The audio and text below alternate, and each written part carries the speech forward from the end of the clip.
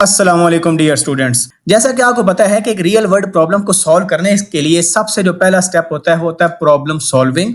और उस पर मैं ऑलरेडी लेक्चर बना चुका हूं जिसमें हमने देखा था कि प्रॉब्लम के एनालिसिस करते हैं, उसको आइडेंटिफाई करते हैं, उसको ब्रेक डाउन करके छोटे पीसेस में और उनके लॉजिक डेवलप करते हैं, उसका एल्गोरिदम बनाते हैं, फिर उसका फ्लो चार्ट बनाते हैं और जो नेक्स्ट स्टेप होता है वो उसको कोड करना होता है। ठीक है, जो फ्लो चार्ट जब आप बना लेते हैं उसके बाद अगला स्टेप कोडिंग का है। तो कोडिंग नॉर्मली ह्यूमंस कोडिंग किस में करते हैं? हाई लेवल लैंग्वेज, जैसे फॉर एग्जांपल हम C++ में कोड करेंगे, इस तरह पाइथन है, C# है, जावा स्क्रिप्ट है।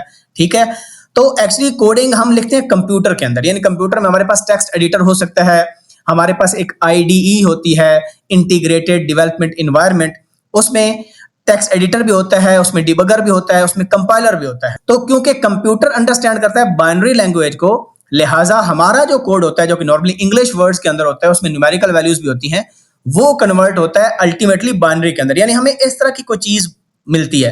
ये हमारे पास एक कोड स्निपेट है और हम ये लिखेंगे, यूजर को ये नजर आ रहा है, लेकिन जब वो रन पर क्लिक करता है या जब वो इसको एग्जीक्यूट करता है या कंपाइल करता है तो एग्जीक्यूटेबल फाइल बनती है जो कि कंप्यूटर जिसको अंडरस्टैंड करता है, जो कि बाइनरी में होती है।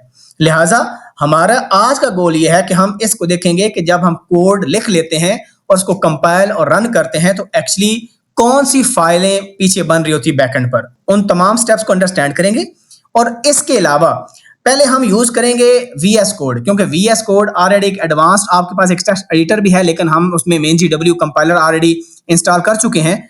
ठीक है, तो वो देखेंगे वो कैसे परफॉर्म करता है और फिर एग्जैक्टली वही काम कि उसी टेक्स्ट फाइल को, जो कि CPP फाइल होगी, CPP का मतलब C++ फाइल, उसको विंडोज में जो CMD कमांड प्रॉम्प्ट होता है उसमें लिख के देखेंगे कि भाई अगर हम कमांड डालें तो एक्चुअली क्या CMD भी वो काम कर सकता है। तो सबसे पहले हम एक दफा VS कोड को ओपन करके मैं आपको दिखा देता हूं कि एक्चुअली कोड एग्जीक्यूट कैसे होता है, बैकएंड पर कमांड्स क्या रन हो रही होती हैं, फिर मैं आपको ये सारे स्टेप डिटेल से बताता हूं। अब आप ये देखें कि ये हमारे पास सिंपल सा कोड स्निपेट है। ये हमारे पास ये जो जब भी हैश इंक्लूड आता है, इसको हम बाद में डिटेल से देखेंगे इंशाल्लाह। इसको हम कहते हैं प्री प्रोसेसर डायरेक्टिव्स। ठीक है, IO स्ट्रीम का मतलब होता है इनपुट आउटपुट स्ट्रीम। ये एक हेडर फाइल समझ लें आप, जो कि यूज होती है अगर कीबोर्ड से इनपुट लेनी हो, स्क्रीन पर आउटपुट डिस्प्ले करनी हो तो उसके लिए हेडर फाइल है। और ये इसको मैं बाद में बताऊंगा कि यूजिंग नेम स्पेस STD क्या है। ये बेसिकली एक STD एक नाम है जिसके अंदर जो इनपुट आउटपुट के कीवर्ड्स हैं वो डिफाइंड होते हैं।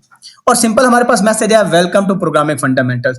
यहाँ पर आप \n देख रहे होंगे, ये नेक्स्ट लाइन के लिए होता है कि हमारी जब लाइन प्रिंट हो तो नेक्स्ट लाइन में हो, और यहाँ पर 2 हैं, इसका मतलब है एक एक्स्ट्रा लाइन भी नजर आए, यानी स्पेस नजर आए। तो अब सिंपल आप देखें, जब मैं इसको रन करूंगा, राइट क्लिक करके मैं रन कोड जब करता हूं, यहां पर आप एक चीज नोट करें कि सबसे पहले क्या लिखा है, G++ intro.cpp -o और इंट्रो लिखा हुआ है। इसका क्या मतलब है? याद रखें कि जो कंपाइलर जो हम यूज कर रहे हैं ये GNU कंपाइलर, इसको कहते हैं GCC भी कहते हैं, GNU कंपाइलर कलेक्शन। ठीक है, G++ जब C++ कोड हो तो G++ आता है, अगर आपके पास C लैंग्वेज है तो यहाँ पर GCC आएगा। उसके बाद आप देखें ये फाइल का नाम है, यहाँ पर देखें फाइल का नाम क्या है, intro.cpp। आपने फाइल का नाम लिखा, ये -o क्या करता है, -o एक्चुअली इसको एग्जीक्यूटेबल फाइल में कन्वर्ट कर रहा है, और उस एग्जीक्यूटेबल फाइल का नाम क्या होगा, इंट्रो होगा। यहां पर आप अगर चेंज करें, मैं लेट्स सपोज हेलो लिख दो तो वो हेलो में कन्वर्ट हो जाएगा। ठीक है, यानी जो एग्जीक्यूटेबल फाइल बनेगी वो हेलो में चली जाएगी। तो ये एक्चुअली जो लाइन है, ये जो इंस्ट्रक्शन है, ये क्या कर रही है, हमारे इस C++ कोड को कन्वर्ट कर रही है एग्जीक्यूटेबल फाइल, उसका नाम होगा इंट्रो, और उसको रन करने के लिए डॉट और \। अच्छा, इसके बाद देखें कि ये मैसेज था welcome to programming fundamentals course, ये आपको नजर आ गया। देखें यहां पर भी लाइन नजर आ गई और यहां पर नेक्स्ट लाइन के बाद एक और लाइन, अब कर्सर हमारा इस लाइन पर है, यानी यहां पर 2 लाइंस का गैप है, इस वजह से 2 \n यूज हुए। अब मैं आपको फोल्डर में लेके जाके दिखाता हूं कि क्या वहां पर एग्जी बनी है कि नहीं। अब देखें जी, ये वो फोल्डर था और टाइम देखें 3:34 पर ये एग्जी बनी, और लेट्स सपोज इसको मैं डिलीट करता हूं, ये मैंने इसको डिलीट कर दिया। अब हम दोबारा जाते हैं, अब हम क्या करेंगे, अब हम स्टेटमेंट को मैनुअली टाइप करेंगे और चेक करेंगे कि यहां पर एग्जी बनती है कि नहीं। तो यहां पर देखें जी, सिंपल मैं क्या करता हूं, इस जो इंस्ट्रक्शन है इसको मैं कॉपी करता हूं, Ctrl+C, और यहां पर मैं करता हूं Ctrl+V। अब मैंने क्या बोला कि ये क्या कमांड क्या करेगी, ये आपका जो G++ का कंपाइलर है, यानी GNU जो कंपाइलर कलेक्शन है, उसको इन्वोक करेगी और हमारी इस फाइल को एक एग्जीक्यूटेबल फाइल में कन्वर्ट करेगी, उसका नाम होगा इंट्रो। अब मैं इसको इंटर हिट करता हूं, अब हम जाते हैं उसी फोल्डर में। अब इस फोल्डर में आए तो आप देखें यहाँ पर क्या बन गया, इंट्रो देखें 336 पर है। अब अगर इसको रन करना है हमने, तो रन करने के लिए सिंपल आप डॉट लगाएं और बैक स्लैश लगाएं और इंट्रो लिख दें, तो आप ऐसे भी रन कर सकते हैं। मैं हिट इंटर करता हूं, आप देखें इसके बाद ये रन करेगा और ये हमारा मैसेज प्रिंट हो गया। ये मैंने फॉरवर्ड स्लैश लगाई है, आप इसमें बैक स्लैश भी लगा सकते हैं, ये वाली स्लैश, और इंट्रो लिख दें तो आप देखिएगा कि ये एग्जीक्यूट कर देगा, ठीक है। लेकिन कंपाइलर क्या करता है, कंपाइलर सिंपल हम जस्ट रन पर क्लिक करते हैं, वो हमारा दो काम करता है, उसको कंपाइल भी कर देता है, यानी उसकी एग्जी भी बना देता है और साथ उस एग्जी को एग्जीक्यूट भी कर देता है।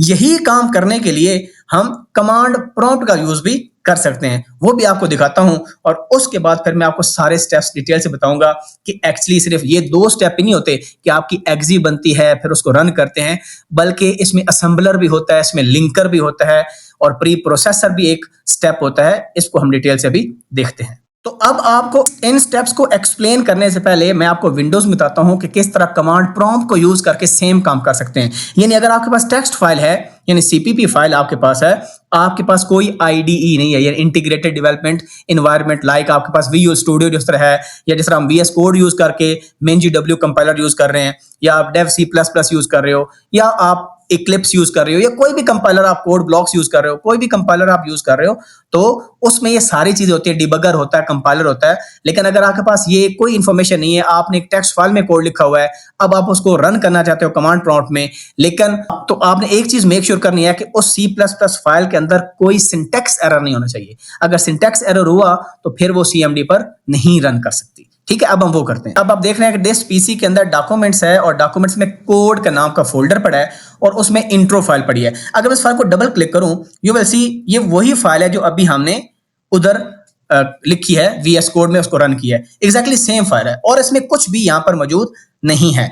अब हम क्या करते हैं, हम कमांड प्रॉम्प्ट ओपन करते हैं। देखें यहां पर मैं CMD लिखूंगा, सिंपल CMD, ये कमांड प्रॉम्प्ट आपको नजर आ रहा है, और जब मैं इसको क्लिक करूंगा तो अब देखें ये बाय डिफॉल्ट फखर अब्बास में है। सबसे पहले हम पाथ चेंज करेंगे, कोड में जाएंगे। पाथ चेंज करने के लिए हम CD लिखते हैं, CD का मतलब होता है चेंज डायरेक्टरी, और उसके बाद आप लिखेंगे उस फोल्डर का नाम जिसमें हमने जाना है, डॉक्यूमेंट्स स्लैश, क्योंकि डॉक्यूमेंट्स मेन फोल्डर है और उसके अंदर सब फोल्डर है कोड के नाम से, तो मैं जी ऐसे लिखता हूं ये।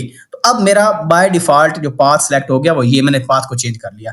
अब हमें पता है कि हमारे पास इसमें इंट्रो नाम की फाइल पड़ी है, देखें और कुछ भी नहीं पड़ा, ठीक है।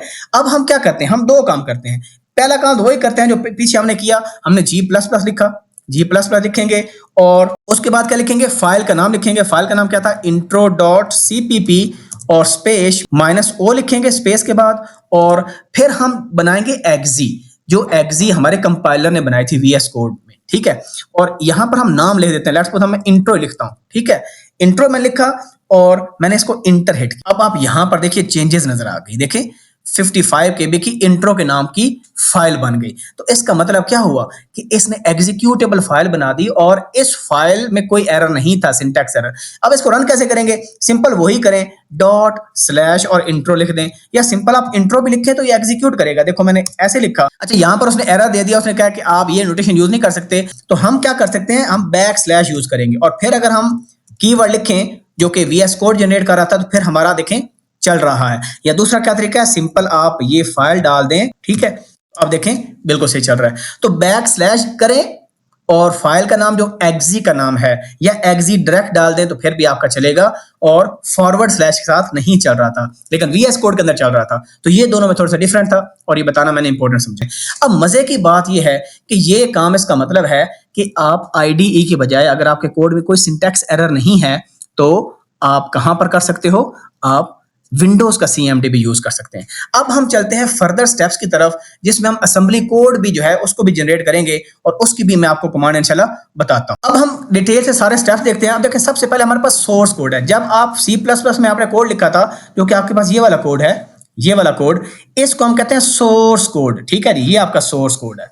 और सोर्स कोड में आपके पास क्या है, आपके पास जो फाइल है वो ये है intro.cpp, ये आपके पास फाइल का। तो सबसे पहले होता क्या है कि ये जो हैश जहां पर लिखा होता है, ये जो हैश लिखा हुआ है, तो जो हैश वाले जितनी लाइनें होते हैं उनको हम कहते हैं प्री प्रोसेसर डायरेक्टिव्स। क्या कहते हैं इसको, प्री प्रोसेसर डायरेक्टिव्स कहते हैं। और ये आपकी हेडर फाइल्स होती हैं। हेडर फाइल्स स्पेशल किस्म की लाइब्रेरीज होती हैं जो कि सपोर्ट करती हैं मल्टीपल फंक्शंस को। लाइक ये आईओ स्ट्रीम है तो कीबोर्ड से अगर आपने इनपुट लेनी है, स्क्रीन पर आपने आउटपुट डिस्प्ले करनी है, तो इस हेडर फाइल या इस लाइब्रेरी को हम इंक्लूड कर रहे हैं। ठीक है, तो इसके पीछे अलग से इंस्ट्रक्शन होती हैं, वो इस कोड का पार्ट नहीं है। लेकिन जब कंपाइल हम करते हैं तो कंपाइलर सबसे पहले क्या करता है, सोर्स कोड को प्री प्रोसेसर जो है ना, ये वाला स्टेप के अंदर इस हैश इंक्लूड, यानी ये जो आपने प्री प्रोसेसर डायरेक्टिव लिखा या हेडर फाइल लिखा, इसकी अगेंस्ट जो पीछे इंस्ट्रक्शंस या कमांड लिखी हुई हैं वो सिंपली इसकी जगह प्लेस कर देगा और इसके नाम को चेंज कर देगा। यानी इसका नाम अब हो जाएगा intro.i, इसकी जो फाइल टाइप वो .i हो जाएगी। इसको कहते हैं एक्सपेंडेड कोड। एक्सपेंडेड कोड का मतलब कि कोड आपका वही रहा सोर्स कोड, उसके साथ एडिशनल इजाफा क्या हुआ कि ये जो प्री प्रोसेसर डायरेक्टिव थे इनकी कमांड साथ अटैच हो गई।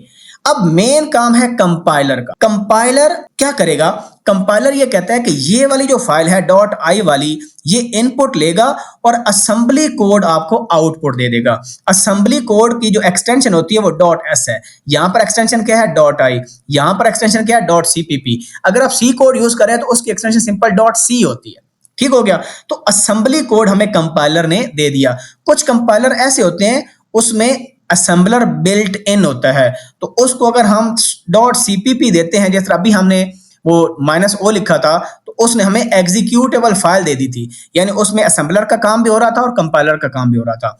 लेकिन एक्चुअली होता क्या है, कंपाइलर के अंदर असेंबलर होता है। तो असेंबलर क्या करता है, ये जो आपके पास अभी intro.s फाइल यानी असेंबली लैंग्वेज की फाइल होगी, असेंबलर को ये इनपुट जाएगी और असेंबलर आपको ऑब्जेक्ट फाइल देगा, यानी intro.o या obj, इसको .out भी कहते होते हैं। ठीक है, जो आपकी ऑब्जेक्ट फाइल होती है .out भी होती है या .o भी कहते हैं और .obj भी कहते हैं। तो पता चल गया कि जो एक्सपेंडेड कोड है वो कंपाइलर कन्वर्ट कर देगा असेंबली लैंग्वेज के अंदर, और असेंबली कोड जो है वो असेंबलर को मिलेगा और असेंबलर उसकी ऑब्जेक्ट फाइल बना देगा।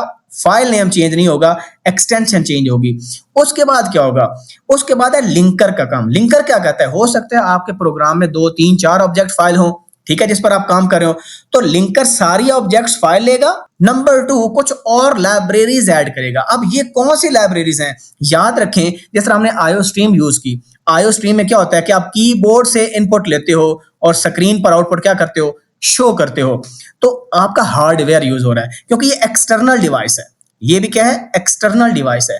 तो एक्सटर्नल डिवाइस जो हार्डवेयर डिवाइसेस हैं उसके कोड को आपका कंपाइलर इंक्लूड नहीं करता जब वो एक्जी बना रहा होता है, जब वो बाइनरी फाइल बना रहा होता है। याद रखें, ये जो ऑब्जेक्ट कोड है ये आपका बाइनरी फाइल है, ये आपका मशीन कोड है। एक्चुअली ये ऑब्जेक्ट वाली फाइल ये बाइनरी कोड है, लेकिन still it is not an executable file. तो लिंकर ये करता है कि वो तमाम लाइब्रेरीज को, जिसको हम रन टाइम लाइब्रेरी कहते हैं, उनको इस कोड के साथ, बाइनरी कोड के साथ अटैच करेगा और वो रन टाइम लाइब्रेरीज क्या करेंगी, हार्डवेयर रिलेटेड होंगी या कोई मैथमेटिकल फंक्शन अगर परफॉर्म आपका हो रहा था, फॉर एग्जांपल स्क्वायर रूट हो रहा था, तो स्क्वायर रूट क्योंकि आपने तो फंक्शन यूज कर लिया, लेकिन स्क्वायर रूट के लिए अलग से एक लाइब्रेरी यूज होगी। उन लाइब्रेरीज को ऐड करके लिंकर आपको एग्जीक्यूटेबल फाइल देगा और वो आपकी फाइल फिर क्या होगी, उसकी एक्सटेंशन हो जाएगी intro.exe। ठीक है, और उसको रन करने के लिए हमने डैश ऐसे यूज किया था, फाइल का नाम लिखा था, या सिंपल CMD में हम देखा सिंपल हमने इंट्रो लिख दिया तो आपका हो गया था। ठीक है, ये सारे स्टेप्स हैं। अब ये जो असेंबली वाली फाइल है, आगे आप जब 3rd सेमेस्टर में जाएंगे या 4th में जाएंगे तो आप वहां पर पढ़ेंगे computer organisation and assembly language. वहां पर असेंबली को आप डिटेल से देखेंगे। तो इसका मतलब है अभी हम क्या करते हैं, अभी मैंने आपको असेंबली लैंग्वेज नहीं दिखाई, बल्कि आपको CPP फाइल को डायरेक्ट हमने किस में कन्वर्ट कर दिया, .exe फाइल में, फिर हमने उसको रन किया था। यानी हमने देखा कि कंपाइलर ये कर रहा है, एक फाइल ले रहा है जो CPP है, हाई लेवल लैंग्वेज, और आपको exe दे दी। अब exe क्या थी, एग्जीक्यूटेबल फाइल थी जो कि मशीन कोड आपके पास था। असेंबली आपको नजर नहीं आई।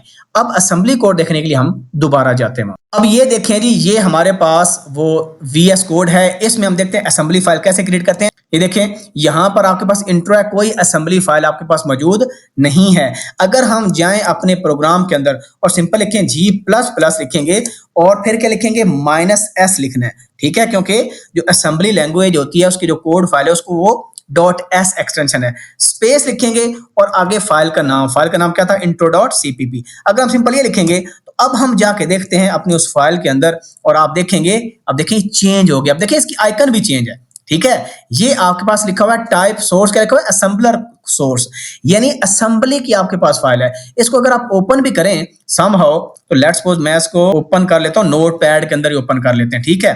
तो हम देखते हैं कि कोड कैसा नजर आपको आ रहा है। तो ये देखें, ये असेंबली कोड है, इसमें पुश यूज हो रहा है, पॉप होता है, मूव क्यू, ठीक है।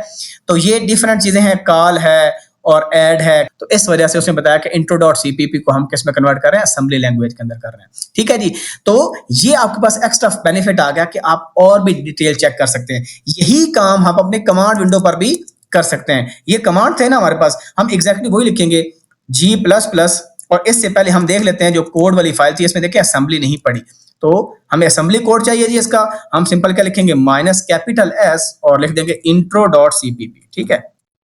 इंटर हिट करेंगे और हम जाके फाइल देखते हैं, तो देखें इसमें भी 3 KB की बन गई। तो साइज देखें, इसमें भी 3 KB का है और इसमें देखें, इसमें 3 KB का साइज है। तो ये बेनिफिट है, और इसमें 55 KB का आपकी एग्जीक्यूटेबल फाइल है। तो ये बेनिफिट है जी आपका। एक्चुअली सारे स्टेप्स मैंने बता दिए कि किस तरह हाई लेवल लैंग्वेज जो कि ह्यूमन लिख रहा है, एक टेक्स्ट एडिटर के अंदर लिख रहा है, जब वो उसको एग्जीक्यूट करता है, रन करता है, अब उसको नहीं पता कि क्या होता है, बस उसको आउटपुट नजर आ जाती है। लेकिन बैकएंड पर क्या होता है, पहले प्री प्रोसेसर डायरेक्टिव्स के जो लाइंस हैं, जो कमांड्स हैं, इंस्ट्रक्शन हैं, वो अपेंड होती हैं। उसके बाद कंपाइलर में इनपुट जाती है, वो असेंबली कोड जनरेट करता है, जो मैंने आपको दिखा दिया। असेंबलर असेंबली कोड लेकर ऑब्जेक्ट फाइल बना देगा, जो कि बाइनरी फाइल होगी, जो मशीन कोड होगा। लेकिन ये एग्जीक्यूटेबल नहीं है। एग्जीक्यूटेबल कब बनता है, जब लिंकर वो तमाम ऑब्जेक्ट फाइल लेता है, कुछ और लाइब्रेरीज ऐड करता है हार्डवेयर की, और उसके बाद दोनों को कंबाइन करके आपको एग्जीक्यूटेबल फाइल देता है, जो कि आप कहीं भी रन कर सकते हैं। अगर आपके पास एक्जी बनी हुई है, सिंपल लेट्स सपोज जिस तरह ये आपके पास एक्जी बनी थी, यहां पर देखें आपके पास ये कोड में अगर जाएं तो सिंपल आपके पास एक्जी बनी हुई है ना। लेट्स सपोज मैं इसको डिलीट कर दूं, और ये देखें मैंने इसको डिलीट कर दिया, और ये मेरे पास एक्जी है। तो सिंपल मैं एक्जी को लिखूं, यहां पर लिखता हूं मैं CLS, और सिंपल मैं वो लिखता हूं इंट्रो लिखता हूं बस, ठीक है, क्योंकि मेरे पास एक्जी पड़ी है, तो मेरे पास आउटपुट आ गई। यहाँ पर जिस तरह का प्रोग्राम हो वो चलेगा आपको। तो ये सारे स्टेप्स इंपॉर्टेंट थे जब हम कोडिंग स्टार्ट करेंगे। तो उससे पहले आपको पता होना चाहिए कि जब हम इंटरफेस में कोडिंग कर रहे हैं टेक्स्ट एडिटर में, तो जब हम इसको एग्जीक्यूट करते हैं, रन करते हैं, तो बैकएंड पर क्या हो रहा है, इसकी अंडरस्टैंडिंग बहुत इंपॉर्टेंट थी, ठीक है। लेकिन ये ऐसी चीजें हैं जो नॉर्मली स्टूडेंट्स को इतनी डिटेल में नहीं पता होता, ठीक है जी। तो वीडियो अच्छी लगी तो उसको लाइक करें, सब्सक्राइब करें। चैनल को भी इंशाल्लाह आइंदा वक्त में और भी अच्छी वीडियोस डालेंगे, कोर्स रिलेटेड प्रैक्टिस प्रॉब्लम भी डालूंगा, क्योंकि मुझे पता है कि जो कंप्यूटिंग डिपार्टमेंट में स्टूडेंट टेक्स्ट एडिटर में कोडिंग करते हैं, फिर उसके लिए वो उबंटू या लिनक्स वगैरह यूज करते हैं, तो उनको काफी मुश्किलात आती हैं। तो आप घर में बेशक उधर वो करें, घर में आकर दोबारा आप VS कोड में करें, और VS कोड में मैं आपको डिबगिंग सिखाऊंगा, जो कि बहुत हेल्पफुल होगी, आपकी अंडरस्टैंडिंग बेटर होगी, ज्यादा समझ आएगी आपको इंशाल्लाह, और आपका ग्रेड भी अच्छा आएगा। मिलते हैं नई वीडियो के साथ, अपना ख्याल रखें, अल्लाह हाफिज़ नासिर।